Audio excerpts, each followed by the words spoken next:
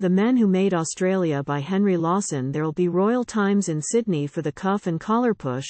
There'll be lots of dreary drivel and claptrap from the men who own Australia, but who never knew the bush, and who could not point their runs out on the map. Oh, the daily press will grovel as it never did before. There'll be many flags of welcome in the air, and the civil service poet, he shall write odes by the score, but the men who made the land will not be there. You shall meet the awful lady of the latest birthday night, she is trying to be English, donĺt-cher-know? You shall hear the empty mouthing of the champion blatherskite, you shall hear the boss of local drapers blow. There'll be Ĺmajahsĺ from the counter, tailorsĺ dummies from the fleet, and to represent Australia here today, Thereĺs the today with his card case and his cab in Downing Street. But the men who made Australia, where are they? Call across the blazing sand wastes of the never never land.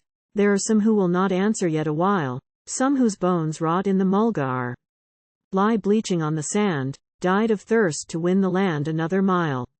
Thrown from horses, ripped by cattle, lost on deserts, and the weak, mad through loneliness or drink, no matter which. Drowned in floods or dead of fever by the sluggish slimy creek, these are men who died to make the wool kings rich.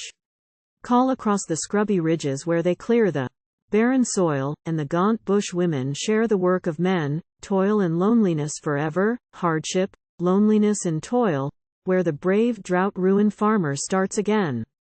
Call across the boundless sheep runs of a country cursed for sheep, call across the awful scrublands west of Burke. But they have no time to listen, they have scarcely time to sleep, for the men who conquer deserts have to work. Dragged behind the crawling sheep flock on the hot and dusty plain, they must make a check to feed the wife and kids, riding night watch round the cattle in the pelting, freezing rain, while world weariness is pressing down the lids. And away on far-out stations, seldom touched by heaven's breath, in a loneliness that smothers love and hate, where they never take white women, there they live the living death with a half-caste or a black gin for a mate. They must toil to save the gaunt stock in the blazing months of drought, when the stinging, blinding blight is in men's eyes, on the wretched, burnt selections, on the big runs further out where the sandstorm rises lurid to the skies. Not to profit when the grass is waving waist-high after rain, and the mighty clip of wool comes rolling in, for the wool king goes to Paris with his family again and the gold that souls are sacrificed to win.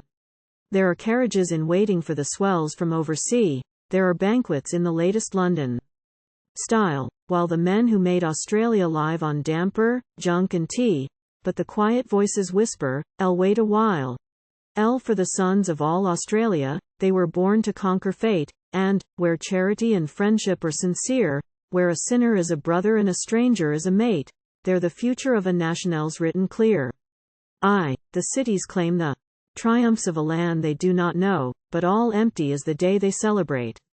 For the men who made Australia federated long ago, and the men to rule Australia, they can wait. Though the bed may be the rough bunk or the gum leaves or the sand, and the roof for half the year may be the sky, there are men amongst the bushmen who were born to save the land. And they'll take their places sternly by and by. Thereĺ's a whisper on the desert though the sunset breeze hath died in the scrubs, though not a breath to stir a bough, Thereĺ's a murmur, not of waters, down the Lachlan riverside, 'tis the spirit of Australia waking now.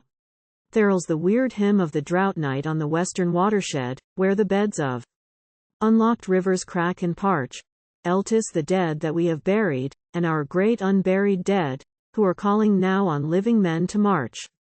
Round the campfire of the fencers by the furthest panel west, in the Menel's hut by the muddy billabong, on the great northwestern stock routes where the drovers never rest, they are sorting out the right things from the wrong. In the shearer's hut the slush lamp shows a haggard, stern-faced man preaching war against the wool king to his mates. And wherever go the billy, water bag and frying pan, they are drafting future histories of states.